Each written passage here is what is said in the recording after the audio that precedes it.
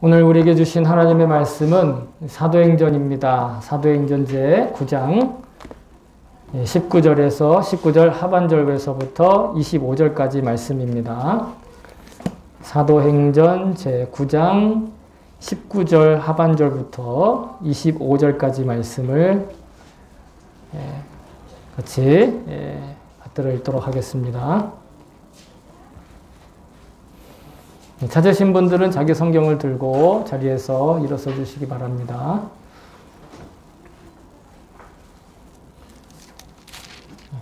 됐나요? 자, 그러면 같이 읽습니다. 시작! 사울은 며칠 동안 다마스쿠스에 있는 제자들과 함께 지냈다. 그런 다음에 그는 곧 여러 회당에서 예수가 하나님의 아들이심을 선포하였다. 그 말을 듣는 사람들은 다 놀라서 말했다. 이 사람은 예루살렘에서 예수의 이름을 부르는 이들을 마구 죽이던 바로 그 사람이 아닌가? 그가 여기 온 것도 그들을 잡아서 대제사장들에게로 끌고 가려는 것이 아닌가? 그러나 사울은 더욱더 능력을 얻어서 예수가 그리스도이심을 증명하면서 다마스쿠스에 사는 유대 사람들을 당황하게 하였다. 여러 날이 지나서 유대 사람들이 사울을 죽이기로 모의하였는데 그들의 음모가 사울에게 알려졌다. 그들은 사울을 죽이려고 밤낮으로 모든 성문을 지키고 있었다. 그러나 그의 제자들이 밤에 사울을 광주리에 담아서 성 바깥으로 달아내렸다. 아멘. 아멘. 네, 주의 말씀입니다. 모두 자리에 앉아주시기 바랍니다. 네, 설교를 위해서 잠깐 기도하겠습니다. 좋으신 하나님, 부족하고 미약한 종이 하나님의 이 완벽하신 말씀을 받아 이 귀한 자리에 섰습니다. 두렵고 떨리는 마음이오나 주님께서 이 시간 제 마음을 붙들어 주시고 그리고 무엇보다 저의 입을 주관하여 주셔서 듣는 모든 하나님의 백성들이 하나님의 말씀으로 들을 수 있게 하여 주시옵시고 하나님의 말씀을 듣게 하여 주시옵소서. 말을 하는 자나 듣는 자나 모두가 다 성령님으로 하나 되는 귀한 시간 되게 도와주시옵소서. 감사드리며 예수님의 이름으로 기도합니다. 아멘. 할렐루야. 아멘. 감사합니다. 우리가 지난주에 사울을 아나니아가 만나서 그 아나니아의 그 하나님 예수님께서 말씀하신 거에 순종함으로 용기를 내서 사울에게 손을 얹고 그리고 사울이 시력을 회복하죠. 그리고 그렇게 시력이 회복된 사울은 세례도 받고 또 제자들에게 이 기력을 얻고 그리고 이제 됩니다. 그러면서 그는 이제 지금까지와 살던 방향과는 전혀 다른 인생의 길을 걷게 됩니다. 그 인생의 길이라는 것이 바로 정답의 인생, 올바른 길이었죠. 예수님은 그 길에 대해서 사울이 그렇게 걷게 될 길에 대해서 오늘 본문의 15절에 보시면 그는 내가 택한 나의 그릇이다. 이렇게 고백하고 있습니다. 말씀하고 계십니다. 그러면서 지난주에 우리가 사울만 예수님께 쓰이는 그릇이 아니라 우리도 마찬가지로 사울처럼 예수님께 쓰이는 그릇이다. 하나님께서 쓰시는 그릇이다. 선택하신 그릇이다. 성도, 거룩한 물이다. 말씀을 나누었습니다. 그러므로 우리는 어떻게 내가 그 그릇이 될 수 있는가, 내가 어떻게 그 그릇이 될 수 있을까를 고민하기에 앞서 하나님께서 그렇게 하시기로 결정하신 것을 받아들인다면 그러면 나는 정말 주님께서 쓰시는 그릇인지 어떻게 쓰시는 그릇인지에 대해서 눈이 열려야 될 줄로 믿습니다. 내가 그 그릇이 되겠다고 몸부림치는 것이 아니라 하나님 과연, 예수님 과연 나를 어떤 그릇으로 쓰실 것인가에 대한 눈이 열려야 된다는 것이죠. 아나니아가 사울에게 안수했을 때 사울의 눈에는 비늘 같은 것이 떨어졌다. 사울의 눈으로부터 비늘 같은 것이 떨어졌다. 이렇게 성경은 증언하고 있습니다. 우리에게도 그런 비늘 같은 것이 떨어져서 밝게 보고 바르게 보고 또렷하고 뚜렷하게 보아야 될 줄로 믿습니다. 사울은 지금까지 유대교의 율법이라는 것, 교리라는 그런 비늘에 자기 눈이 가려져서 올바로 볼 수 없었던 그 사울이 이제는 시력을 회복하고 또 세례도 받고 음식을 먹고 기력을 회복했습니다. 지금까지 자신에 대해서 절망했던 그 예수님을 만나고 나서 지금까지 자신이 걸어왔던 길에 대해서 좌절하면서 금식하며 기도했던 사울에게 눈이 회복되고 또 세례를 받고 음식을 먹고 기력을 회복했습니다. 마찬가지로 하나님께서, 주님께서 우리에게 영생에 대한 소망으로 새로운 기력을 주실 뿐만 아니라 영적인 새로운 입맛도 우리에게 허락해 주시고 식욕도 허락해 주실 것을 믿습니다. 자, 그렇게 회복된 사울이 이제는 오늘 본문에 우리가 함께 시작하면서 고백했던 것처럼 제자들과 함께 며칠을 지냈다. 다마스쿠스에 있는 제자들과 함께 지냈다. 이렇게 시작을 하지요. 다마스쿠스에 있는 제자들과 함께 지냈다라는 건 바로 예수님의 제자들을 말하는 겁니다. 예수님께 속해 있는 제자들인데 여기는 12제자를 얘기하는 것이 아니라 12사도를 이야기하는 것이 아니라 예수님의 가르침을 따르는 사람들을 말하는 제자를 얘기하는 겁니다. 즉 12제자 이외에도 수많은 예수님의 제자들이 있었습니다. 지난주에 아나니아가 바로 그 제자 중에 한 명이었죠. 우리도 바로 그 제자들이라는 것입니다. 예수님의 말씀을 배우는 제자들이 그 자리에 있었습니다. 그리고 사울은 그들과 함께 있었죠. 오늘날 교회란 바로 이렇게 예수님의 말씀을 배우는 제자들의 공동체입니다. 예수님의 가르침을 배우는 것, 그것이 사실은 교회의 전부입니다. 물론 교회는 가족이고 또 하나님의 자녀된 가족들의 모임이지만 그것만이 아니라 그 가족들이 모여서 그 가족 관계로 맺어진 우리들이 모여서 하는 일은 예수님의 말씀을, 또 예수님의 가르침을 배우는 것이죠. 우리 교회가 배우는 교회, 베푸는 교회인데 무엇을 배우는가? 저를 배우는 것이 아니라, 저희 지식을 배우는 것이 아니라 예수님을 배우고 예수님이 길이요, 진리요, 생명 되신 것을 끊임없이 배워나가는 그런 공동체인 줄로 믿습니다. 근데 아까 말씀드린 것처럼 우리가 오해하지 말아야 될 게 다들 배운다고 하면 목사한테 배울 것, 아니면 그 교회 임원들한테 배울 것, 이런 것들을 생각합니다. 그래서 그 교회는 참 가르침이 괜찮아. 아니면 그 교회 임원들은 참 가르침답게 살아. 아니면 그렇지 못해. 이런 식으로 교회를 평가하거나 교회를 재단하거나 이렇게 보는 시각들이 있는데 사실 목사도 그렇고 장로, 권사, 집사라고 하는 그런 임원들도 그렇고 그런 리더라고 하는 사람들은 그렇지 않은 사람들에게 가르치는 사람이 아니라 오히려 함께 그 가르침을 배우는 먼저 한 발짝 앞서 있는 안내자 정도의 일을 하고 있다는 것을 기억해야 될 줄로 믿습니다.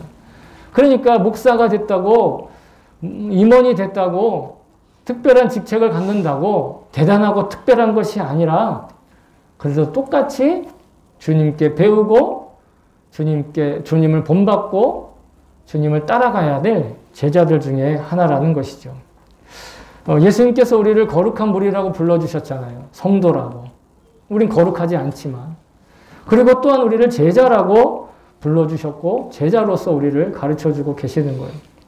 근데 제자라고 한다면 그 제자는 혼자서 자기 혼자 뭔가 연구하고 깊이 파고 자기 혼자 따로 떨어져서 예수님의 말씀을 연구하고 공부하는 그런 사람이 아니에요.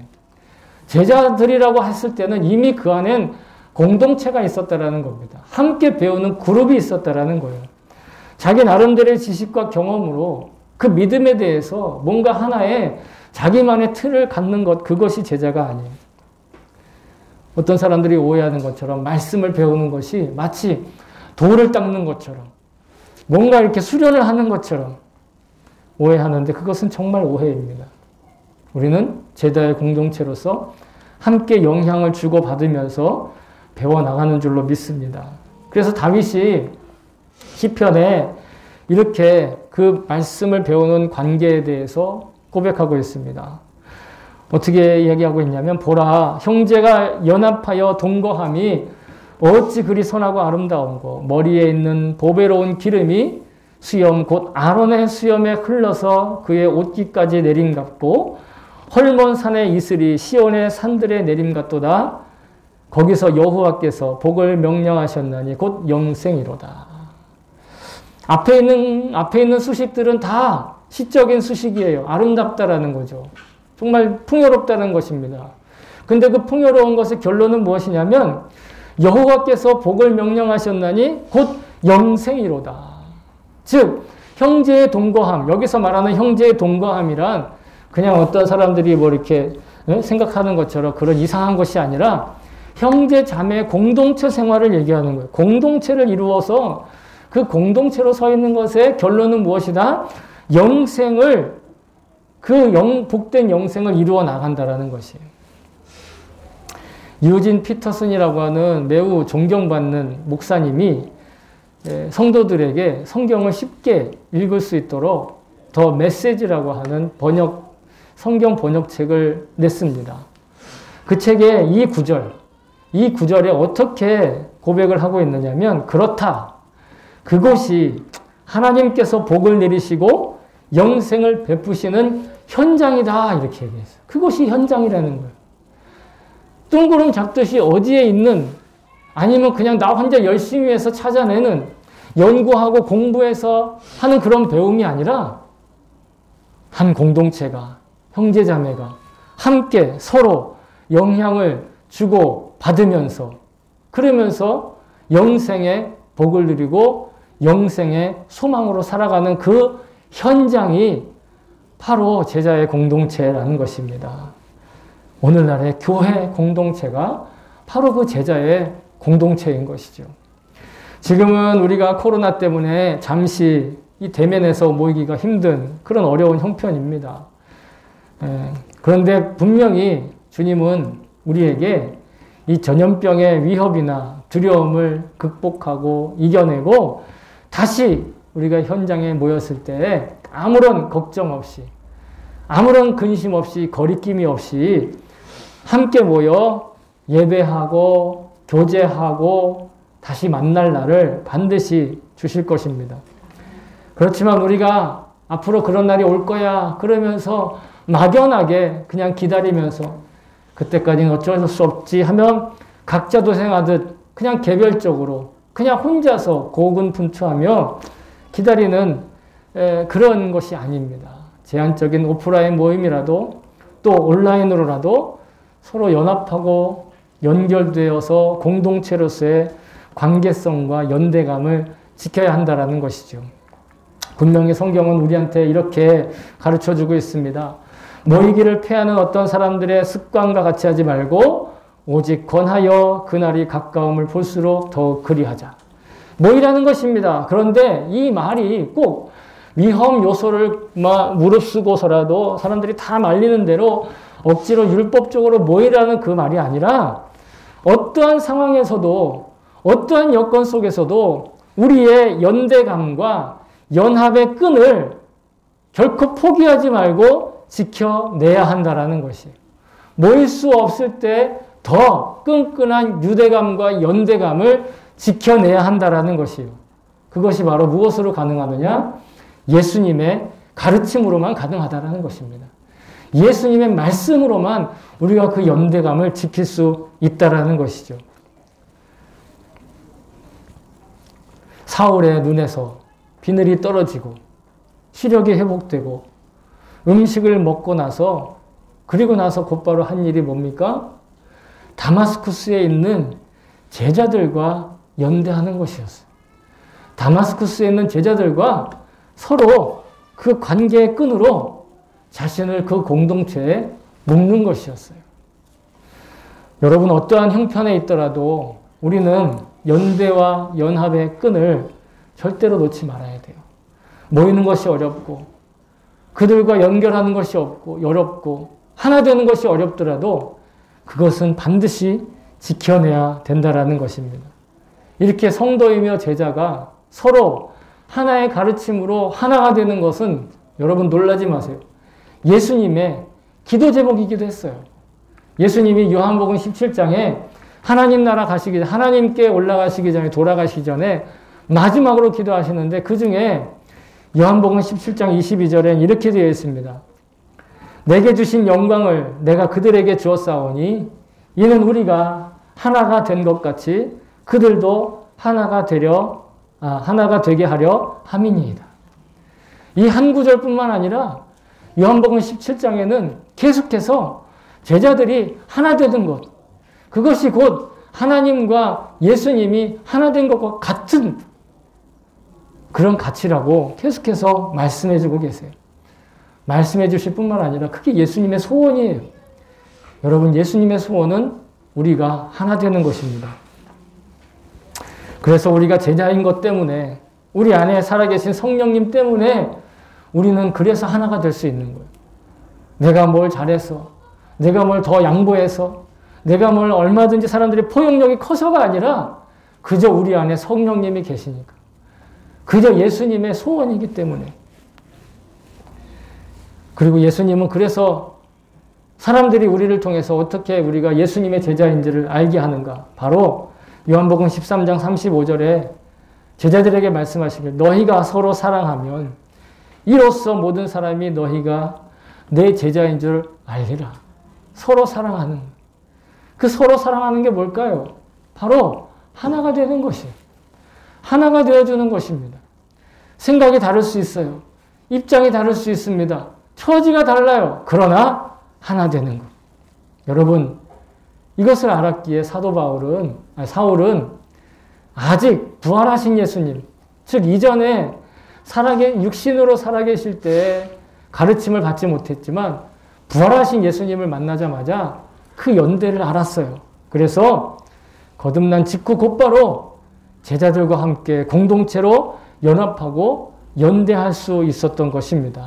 여러분, 우리도 이 사울의 본을 지금처럼 정말 모이기 어렵고 연대하기 어렵고 연합하기 어렵고 하나 되기 어려운 이 시대일수록 더 우리가 하나 되기를, 연합하기를, 연대하기를, 사울의 본을 따를 수 있기를 주의 이름으로 소망합니다. 그렇게 연대한 이후 그는 어떤 사람이 되는가? 우리가 잘 알듯이 이제는 그가 전도하는 사람이 됩니다. 선교하는 사람이 돼요. 오늘 본문에 바로 이름이 바뀌진 않지만 곧 사울이 사도 바울이 되는 그런 계기를 또 우리가 함께 나누게 될 텐데, 그는 이제 전도하는 사람이 되어서 곧바로 이 전도할 때 그가 가지고 있던 메시지의 핵심을 나누고 있는데 두 가지를 선포하고 있는데요. 그게 뭐냐면 하나는 예수님께서 하나님의 아들이다라는 걸 이야기합니다. 또 다음으로는 예수님께서 그리스도가 되심을 논증하면서 그리고 고백하고 있어요. 그런데 이 두 구절을 곰곰이 묵상하면 이것이 곧 초대 기독교인들의 신앙 고백의 기초가 되고 반석이 된다는 사실을 우리가 알 수 있습니다. 처음 신앙인들은 예수님이 십자가에 달려서 돌아가시고 그리고 부활하신 그 사건을 전하면서 그들의 공동체의 상징으로 십자가를 쓸 수가 없었어요. 왜냐하면 초기 기독교인들은 곧 로마의 박해를 받게 되는데 이 로마의 박해, 그들이 만약에 예수 그리스도의 죽음을 인식하고 있었지만 그것을 상징으로 내세우는 십자가를 자기의 몸으로 지니고 다닌다든지 아니면 상징으로 쓰고 있다든지 그러면 곧바로 발각되어서 박해를 받고 죽임을 당하겠죠. 그러니까 십자가는 상징을 쓸 수가 없었어요. 그리고 대신에 공개적으로 써도 그리스도인들끼리 알 수 있는 상징이 있었습니다. 그 상징이 바로 물고기 마크예요. 자, 여러분 이 그림을 아마 많이 보셨을 거예요. 차에도 붙이고 다니고, 그죠? 이 그림 많이 보신 적 있으시죠? 물고기 마크입니다. 근데 이 물고기 마크를 실제로 어떻게 썼느냐? 기독교 유적에 보면, 중동에 있는 기독교 유적에 보면 이렇게 벽에다가 이렇게 새기는 거예요. 그러면 뭡니까? 이 벽이 있는 집의 사람은 그리스도인이라는 뜻이에요. 왜요? 이 물고기가, 우리말로는 물고기, 일본어로 하면 사카나. 근데 전혀 신앙 고백과는 상관없는 그런 말이지만 실은 이 물고기가 헬라어, 즉 그리스어로 익투스라고 하는데 이 익투스의 글자에 요 이오타부터 시작해서 시그마까지 한 글자 한 글자를 떼서 거기에 신앙 고백을 담은 거예요. 어떻게 담았는가? 예수, 이렇게도 사용했습니다. 이것이 예수스, 크리스투스, 테오, 안 보이네. 테오피오스, 소테르. 무슨 뜻이냐면 예수 그리스도 하나님의 아들 구세주라는 뜻이에요. 예수가 그리스도시고 테오 하나님의 피오스 아들이고 소테르 구세주라는 거예요. 이 말을 가지고 신앙을 고백하는데 여러분 이 말을 들으면 누가 생각나죠? 바로 시몬 베드로가 예수님께 자기도 모르는 사이에 예수님에 대한 신앙 고백을 하잖아요. 그 말이 너무도 유명한 마태복음 16장 16절에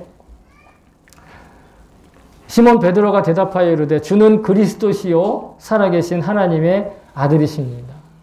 예수님이 하나님의 아들이고 그리고 그리스도시다. 그리스도가 바로 메시아, 하나님께로부터 기름 부음 받은 사람. 즉 그가 그 그리스도가 곧 구세주가 되는. 그리고 예수님이 그 사도 베드로, 시몬 베드로의 그 고백 위에 무엇을 세우시냐? 바로 예수님의 소유된 교회를 세우시는 거예요. 그 교회의 공동체는 바로 그 베드로의 신앙 고백 위에 세워져 있는 겁니다. 베드로가 단지 베드로라는 바위라는 이름에 그래서 베드로가 초대 교황이고 그 베드로 위에 교회가 세워졌다라고 오해들을 하지만 그것이 아니라 베드로가 아니라 베드로의 고백 위에 즉 베드로의 고백은 바로 하나님의 아들 구세주 예수 그 고백 위에 교회가 세워지는 거예요. 그렇기 때문에 우리가 교회를 다닐 때 교회를 나눌 때 우리가 무엇을 위해서 교회를 나오는가 무엇을 배우러 교회에 나오는가 그래서 제가 누누이 말씀드리지만 남들보다 뭐 성공적인 삶을 살기 위해서 아니면 뭐 모범적이고 윤리적이고 도덕적인 삶을 위해서 저한테 어드바이스를 원하신다. 아니면 성공의 뭐 사업을 성공하거나 어떤 사업 아이템을 위해서 어드바이스를 원하시면 제가 해드릴 말이 없어요. 그러나 한 가지 분명한 것은 어떻게 하면 사람답게 살 수 있는가? 어떻게 하면 인생의 불안에서 벗어나 영생의 안도감으로 살 수 있는가? 라에 대한 그런 답을 구하시나 얼마든지 제가 그 비결을 알려드릴 수 있어요. 근데 그건 비결이고 비법이라고 할 수도 없어요. 이미 태초부터 하나님께서 다 밝혀 보여주셨기 때문에. 저는 우리가 그것을 잊고 살 때 그냥 자극해서 기억나게 해드리는 거예요. 한국에 존경받는 그 교수님 중에 연세대 철학과 명예교수이신 김형석 박사님이라고 계시는데 그분이 올해 우리 나이로 102살이 되셨대요. 우리 나이로 만 나이로는 101살, 100살이 되신 이제 정말로 100살을 사시는 거죠. 그런데 그냥 정말 이 뭐라 그럴까 정말 노인처럼 그렇게 살지 않으시고 청년처럼 그렇게 살고 계시는 거예요. 그래서 그 건강의 비결을 그리고 그분의 내면 세계를 취재한 언론의 인터뷰를 제가 보고 너무 마음에 감동이 되어서 여러분과 함께 나누기 위해서 좀 가지고 왔는데요. 보십시오. 7가지를 이야기하는데 잘 보십시오. 첫 번째, 그 100년을 사신 우리의 신앙 선배가 뭐라고 얘기하냐면 건강을 지키기 위해 첫 번째, 만족할 줄 알아야 한다. 그러면서 만족할 줄 모르는 것, 그것이 불행이다라고 얘기했어요. 네. 만족하지 못하면 그것이 자체가 불행이라는 거예요. 만족하지 못하면 불행해진다가 아니라 만족을 모르는 그 자체가 불행이라는 거예요. 두 번째, 그 만족을 위해서 마음의 그릇을 넓혀야 된다는 거예요. 마음의 그릇을 넓히고 또한 세 번째, 이 노년의 건강은 자기가 살아보니 50대부터는 관리를 해야 된다. 늦어도. 예. 근데 꼭 이거는 50대 이렇게 코다발이 하지 마세요. 그냥 지금 바로 지키란 얘기입니다. 또한 네 번째, 일하고 공부해야 건강해진다. 그러니까 일거리가 있고 자기가 할 일이 있고 그리고 배움이 있어야 된다는 거예요. 여기서 말하는 공부라는 게 꼭 무슨 어떤 학교에 가거나 뭐 그런 어떤 자격증을 따는 그런 공부가 아니라 배움이 있어야 된다는 거예요. 뭔가 배우려고 해야 된다는 거죠. 그리고 다섯 번째는 정말 가치 있는 인생은 60대 이후에 오더라. 60대가 되면 이제 서서히 끝난다라고 사람들이 생각하지만 그것이 아니라 진짜 가치 있는 인생은 60대 이후에 온다. 그리고 여섯 번째로 정신이 건강해야 육체도 건강하다. 마지막으로 이기주의자는 불행해진다는 거예요. 자기를 생각하고 자기만 생각하는 그런 이기주의는 반드시 불행하게 돼. 왜? 불만스러우니까. 이기주의자는 항상 불만이 있을 수밖에 없죠. 여기서 제가 마음에 확 와닿는 것은 특별히 노년의 건강은 공부에서 온다라고 하는 그 구절에 마음에 와닿았어요. 공부에서 온다. 근데 그 공부가 아까 말씀드린 것처럼 배움인 거예요. 무엇을 배우는가? 여러분, 우리는 평생 동안 배울 과제가 있어요. 바로 예수 그리스도. 다른 사람들은 내가 이걸 다 배우고 나면 이걸 졸업하면 뭘 배우지? 또 뭘 배우지? 또 뭘 배우지? 하지만 우리에게는 평생 공부해도 배워도 본받아도 그래도 계속해서 깊어지고 그래도 계속해서 넓어지고 그렇게 계속 확대되는 그분이 있는데 바로 그분이 예수 그리스도예요. 주님의 말씀이에요. 잠언을 읽어보세요. 잠언은 처음에 읽으면 아 그렇구나. 두 번 읽으면 잘 모르겠는데 세 번째 읽으면 야 정말 이게 가능해? 그럼 네 번째 읽으면 무릎을 탁 치고 머리를 탁 치게 돼 있다.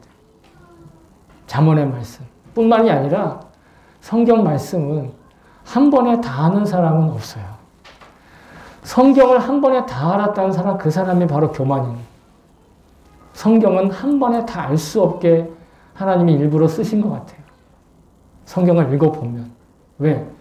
씹고 또 씹고 또 우려내야 그래야 성경이 주시는 참된 위로가 내 밑에서부터 점차 차오르는 것을 체험할 수 있게 됩니다. 이해하고 읽는 것이 아니라 읽으면 이해가 되는 것. 모르는 구절을 그냥 계속해서 따라가면 결국 무릎을 탁 하고 치게 되는 것. 이것이 주님이 우리에게 배우라 하시는 말씀인 줄로 믿습니다. 여러분, 예수님이 하나님의 아들이심을 고백하고 그분이 곧 그리스도이심을 또한 고백하고 그분으로만 구원을 얻을 수 있음을 계속해서 기억하며 또 입으로 고백하는 여러분 이것이 우리의 삶인 것이고 이것이 바로 제자도의 핵심입니다. 내가 다 알았어. 와 그래 정말 대단해. 그러고 그 다음날 넘어지는 것이 우리 인생의 어리석음이라는 것이죠. 여러분 사울은 주님을 만난 즉시 그렇게 전도의 삶을 시작했습니다. 그에게 부활하신 주님을 만나고 제자들과 연합을 경험하고 복음을 고백하고 전도하는 것을 주저할 수 없었다는 거예요. 왜? 그 은혜가 이미 가득하니까. 그 복음의 놀라운 비밀을 알고 나면 가만히 있을 수가 없다라는 것이죠. 물론 사람마다 관심사가 다르고 삶의 자리가 달라서 그 방법과 모습은 다를지라도 분명히 여러분 우리 안에 구원받은 사람은 그 마음 안에 복음을 전하고 싶은 어떠한 방법으로든 이것을 고백하고 싶은 그런 마음이 강하게 일어나는 거예요. 근데 놀랍게도 그것이 바로 우리 안에 성령님이 살아계신다는 증거라는 거예요. 여러분 10주 양육 받으신 분들은 다 아실 겁니다. 우리 안에 성령님이 계시는 9가지 증거 중에 전도하고 싶은 마음이 생기잖아요. 그 안에 성령님이 계시기 때문에. 예수님이 뭐라고 말씀하셨냐면 이렇게 말씀하셨어요. 그때 너희에게 할 말을 주시리니 말하는 이는 너희가 아니라 너희 속에 말씀하시는 이 곧 너희 아버지의 성령이시니라. 우리가 우리 안에 성령이 살아계시기 때문에 전도할 말을, 전도하고자 하는 말을 주신다라는 거예요. 그래서 복음을 전하고 영생에 대해서 알리고 싶은 어떤 방법으로든, 그 방법은 차이가 있어요. 그러나 어떤 방법으로든 알리고 싶은 마음, 용기가 없어서 주저주저 하게 되더라도 그래도 이건 쓸데없어가 아니라 꼭 이 영생의 소식은 알려야 돼 라고 하는 마음이 드는 건 그건 성령님이 내 안에 살아계신다는 증거죠. 이런 마음을 가지고 사도 바울은 이제 전도의 자의 삶을 살고 나는데, 자, 오늘 23절에 신학적으로 굉장히 중요한 단어가 나오는데 여러 날이 지났다라는 표현이 나와요. 이거는 참고로 알려드리려고 하는데, 이것은 누가의 표현으로서 꽤 많은 시간이 지났다 이런 것을 뜻해요. 그러니까 여러 날이 지났다라는 건 단지 며칠이 지났다는 게 아니라 꽤 많은 세월이 흘렀다라는 걸 누가는 지금 여러 날이 지났다 이렇게 얘기한다라는 것이죠. 신학자들의 연구에 의하면 이 기간이 한 3년 정도 된다라고 추측을 하고 있습니다. 그 이유가 왜 그러냐면 갈라디아서는 사도 바울이 직접 썼어요. 그 갈라디아서 1장 17절부터 18절에 보면 사도 바울이 자기가 예수님을 만나고 나서 곧바로 아라비아로 갔다 이런 표현이 나와요. 그리고 거기서 지내다가 다메섹에 와서, 다마스쿠스죠. 다마스쿠스에 와서 3년 후에 겨우 제자들을 만나러 갔다 이렇게 나와요. 근데 이제 우리가 계속 사도행전을 읽어보면 이제 이 본문 이후에 이 사울이 예루살렘으로 가서 제자들을 만나려고 하는데 제자들을 못 만나서 바나바가 그 만남을 주선하는 장면이 나옵니다.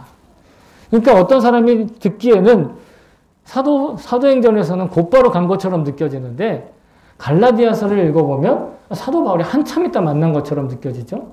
근데 그 핵심 키워드가 바로 여기 나오는 여러 날이 지나서라는 뜻이에요. 여러 날이 지나서라는 그런 표현이 나오는 거죠. 그러니까 성경은 모순되지 않습니다.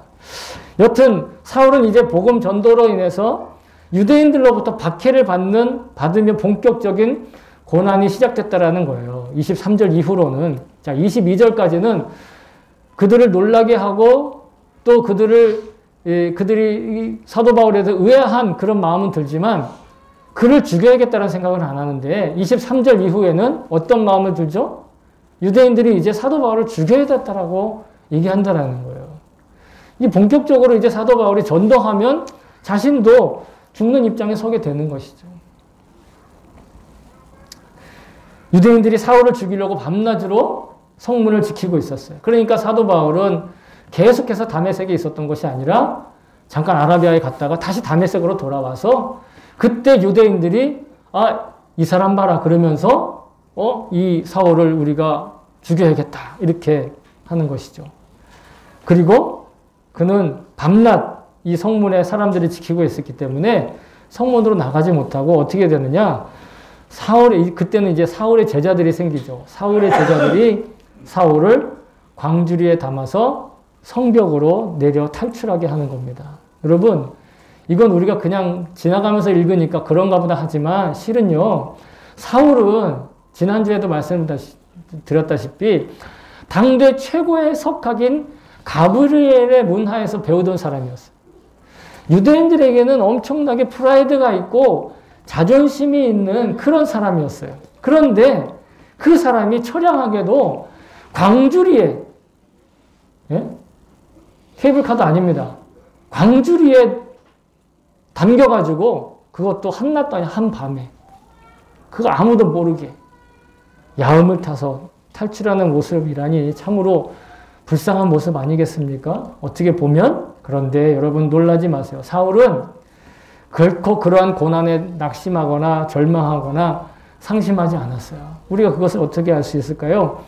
훗날 고린도에 있는 성도들한테 이렇게 고백을 합니다. 자신의 그 경험에 대해서. 내가 부득불 자랑할진대 내가 약한 것을 자랑하리니 주 예수의 아버지 영원히 찬송할 하나님이 내게 거짓말 아니하는 것을 아시느니라. 다메섹에서 아베다 왕의 고관이 나를 잡으려고 다메섹 성을 지켰으나 나는 광주리를 타고 들창문으로 성벽을 내려가 그 손에서 벗어나노라. 한 화면에 있으니까 떨어져 있어가지고 잘 모르시겠지만 뭘 자랑하는 겁니까? 내가 그 성벽을 타고 내려온 걸 자랑하겠다는 거예요. 그 성벽을 타고 나오는 건 자존심 상하는 일도 아니었고 부끄러운 일도 아니었고 어렵고 힘든 일이 아니라 오히려 뭐다? 나의 자랑거리라는 거예요. 그러면서 자신에게 있어 자랑은 오직 이런 복음을 전하기 위해서 고난받고 고통받고 사람들로부터 오해받는 것, 나약해 보이는 것, 그걸 자랑하겠다라는 겁니다. 그러면서 자신의 아들과 같은 디모데에게 이렇게 권면합니다. 이로 말미암아 내가 또 이 고난을 받되 부끄러워하지 아니함은 내가 믿는 자를 내가 알고 또한 내가 의탁한 것을 그날까지 그가 능히 지키실 줄을 확신함이니라. 자기의 소명과 사명을 가지고 있으면 하나님은 결코 자기를 버리지 않으시고 내가 하나님을 포기하지 않는 이상 하나님도 나를 포기하지 않으신다. 버리지 않으신다. 그런 소명이 있고 사명이 있었다라는 거예요. 사울은 자신이 예수님의 그릇으로 쓰임을 받는 한은 절대로 버려지지 않는다라는 것을 그는 알고 있었다라는 거예요. 그러니까 어렵고 힘든 형편, 자존심 상하는 그런 처우를 받고 사람들로부터 오해를 받아도 오히려 그것이 자기에겐 그것이 자랑거리고 그것이 든든한 것이 된다라는 것이죠. 사울과 마찬가지로 성도이며 제자인 우리들에게도 필요한 믿음이 바로 어떤 상황과 형편에서도 주님의 복음을 전하는 사명을 가진 이는 절대로 하나님께 버림받지 않는다라는 그 약속을 믿는 것입니다. 그저 막연하게 그래 하나님이 나를 창조하셨지. 그래 하나님이 이 세상 모든 걸 다 가지고 계시지. 하나님이 나의 모든 걸 다 알고 계시지. 잘 될 거야. 게다가 내가 얼마나 열심히 헌신하고 봉사했는데 하나님이 나한테 다 보상해 주실 거야. 성경을 내가 몇 번이나 읽었는데 내가 하루에 몇 시간씩 기도하는데 여러분 우리가 성도이며 제자인 우리가 생각할 건 내가 얼마나 열심히 살았냐. 내가 얼마나 열심히 종교생활 했냐. 라는 것이 아닙니다. 오히려 그 모든 것들은 주님께서 알아서 보상해 주실 거예요. 그냥 다만 우리는 주님께서 나를 어떤 그릇으로 쓰고 계시는가에 대한 눈이 열리면 되는 거예요. 그 눈이 열리는 데에 우리의 삶에 초점이 있는 것이지 내가 이것도 했고 저것도 했고 이것도 해봤고 저것도 해봤다 하는 것은 다 자기 자랑이에요. 교회는 저와 여러분을 향한 그 놀라운 계획을 배우는 곳입니다. 그리고 그 배움을 따라서 예수님의 제자로서 연합하는 곳이에요. 저와 여러분이 눈이 열려 있는 사울처럼 복음을 전도하는 그 그릇의 사명을 온전히 감당할 수 있기를 소망합니다. 사랑하는 성도 여러분, 사울은 부활하신 주님을 만나고 복음을 전하는 그릇으로 쓰임받는 것을 알게 되었어요. 그리고 어떤 고난을 받는다 해도 그것은 절대 주님이 자신을 버리지 않음을 깨우치게 되었습니다. 비록 자기를 미워하는 자들을 피해서 이 광주리 바구니를 타고 성벽을 통해 탈출해야 되는 그런 초라한 체험을 해야 했지만 결코 낙심하거나 좌절하지 않았어요. 오히려 그런 고난에 대해서 자부심을 느끼고 자랑하였어요. 자신의 아들과 같은 제자에게도 또한 그렇게 살라고 가르쳤어요. 우리가 주님께 배워야 할 것은 내가 어떻게 젠틀하고 나이스하게 살 거냐, 어떻게 자존감을 지키며 살 거냐, 어떻게 순탄하게 살 거냐, 어떻게 고통을 피할 거냐, 어떻게 성공적으로 살 것이냐, 이거 아닙니다. 우리가 주님께 배워야 할 것은 고통의 때에, 고난의 때에 어떻게 견디고 그 고난 가운데 어떻게 쓰임받을 것인가, 그걸 배우는 것이죠.